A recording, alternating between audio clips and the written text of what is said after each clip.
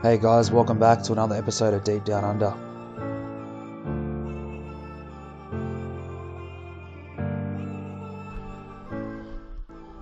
So on this particular day it was 70-degree water and the dive was in Sydney along the east coast.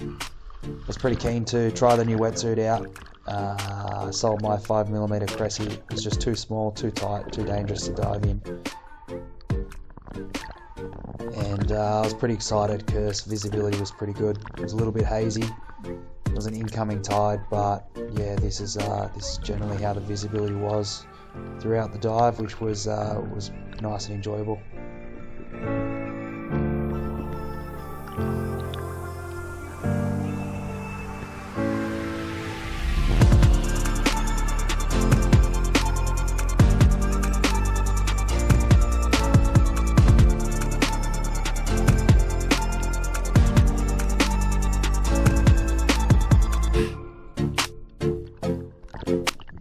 I've dived this area a few times and I know there's some good fish around here. Previously I spooked the area pretty early on, so today I just wanted to work the area quite slow, rock by rock, and hopefully come across some good fish without spooking them. So there's about a 3 kilo drummer that came in for a look here, and I dived down, trying not to look at it so it will come in a bit closer. So the visibility was about 9 meters and I knew that it was too far away to shoot. You can barely see it on the camera here, but I tried to get its attention, but it just didn't want to come close enough, and off it went. So same sort of thing here. I actually spotted a goatfish that was down here that was a pretty good size, so I turned away from it and took a dive. Try not to look at the fish. So goatfish can be quite skittish, I've found, but because I went down casually, didn't really pay much attention to it, it kind of just relaxed, I think, and I was lucky it actually swam towards me, so it wasn't afraid of my presence. So it made for a pretty easy shot there, and yeah, it was a nice little goatie. Yeah, I find that if you dive down and don't look at the fish or pay attention to them, they're just not too worried. Whereas if you're looking at them, they know this and they can often be quite skittish. So, especially goatfish, they don't tend to be comfortable around your presence. But this one was pretty comfortable. So it was a nice sized goatfish. To be honest, they don't grow that big anyway, but they are absolutely terrific eating. So I dispatched him and bled it straight away. It just makes the eating quality better before I take it off the spear, because I've lost fish doing that before I kill it, and then I gut it. I just find gutting it just gives back to the ocean for other fish to feed on, and just cleans the fish as well. So there was a nice crack here that had a lot of abalone in it, and I'm just working my way along this crack. I don't usually say that. And just looking for the biggest abalone. So I spot the biggest one and make my way back to the surface. So I'm pretty big on surface time when I'm doing a solo dive. I want to be on the surface double the amount of time of what my dive time was, and that's where the watch comes in handy. So I stayed on the surface, got my breath back. This is important because if you don't allow for enough time, you can black out, and when you're doing a solo dive, there's no one there to save you, so you just basically drown. So it's important to get your breath back, let the oxygen back into to your blood, and avoid the blackout. Unfortunately, this abalone wasn't big enough, so it went back.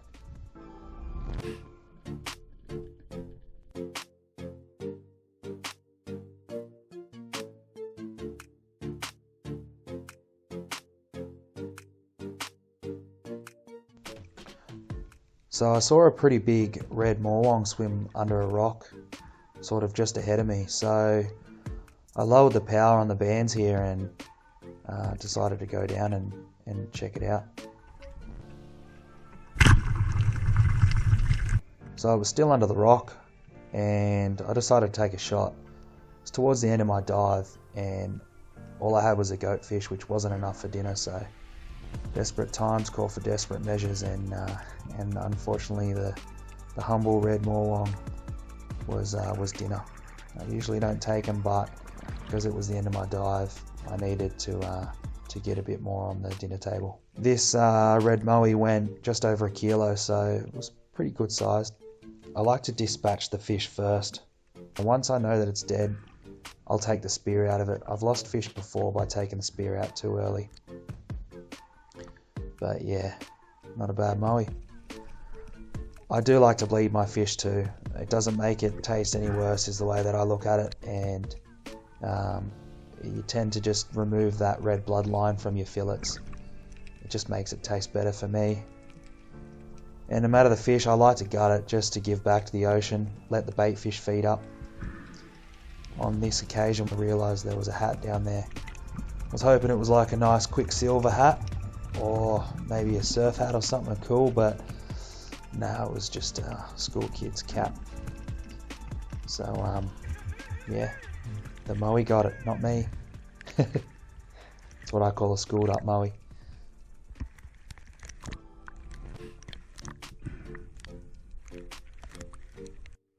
So I was about to actually get out of the water when I spotted this big drummer swim underneath a rock.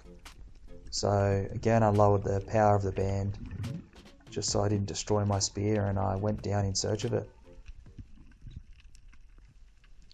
So when I went under this rock, I spotted it straight away, and it looked like a really good sized drummer. Unfortunately, the surge started pushing, and I had to make the call whether I make the shot or not. The risk of coming back to the surface and getting my breath back could mean that the drummer could get away, so I decided to take the shot on this occasion.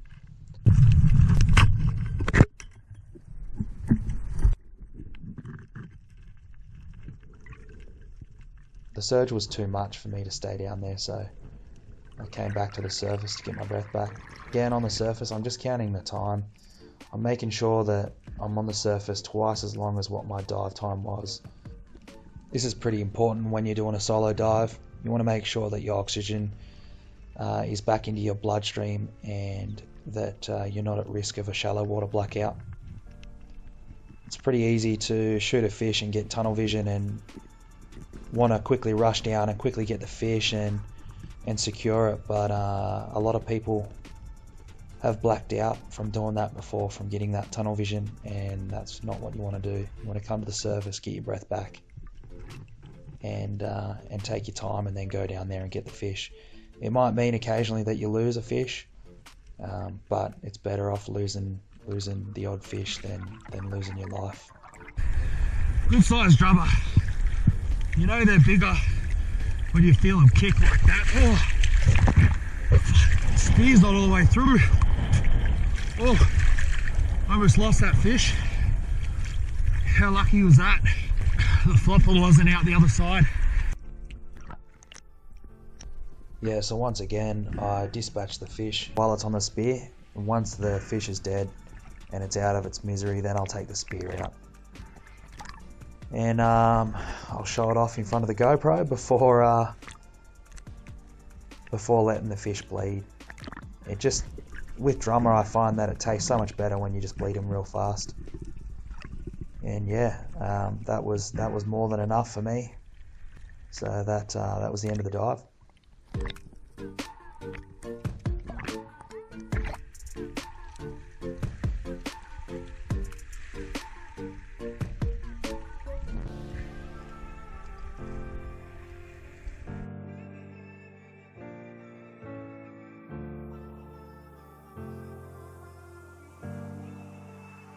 Well, that wasn't too bad of a dive, really. Got dinner, that's what we came for. Visibility was pretty good, and yeah, got some nice fish. The moe I don't really like.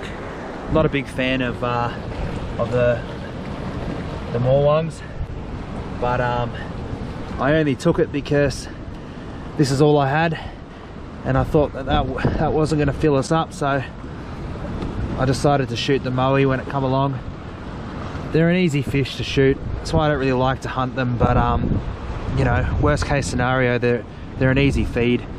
I probably wouldn't have shot it if I had have known that this big boy was going to come along.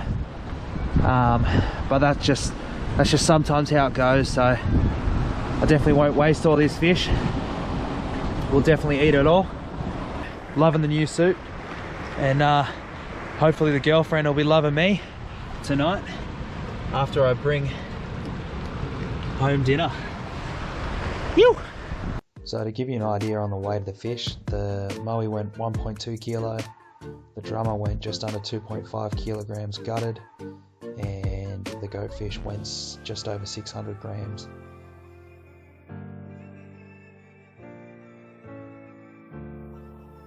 It was a nice dive, successful dive, and a good feed.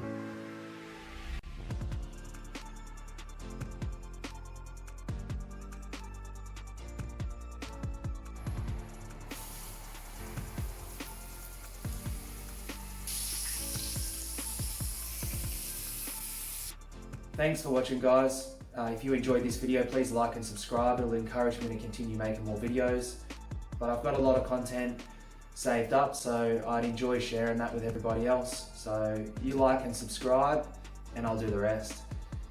Until the next dive, guys, until the next video, safe diving out there, and I'll catch you on the next one.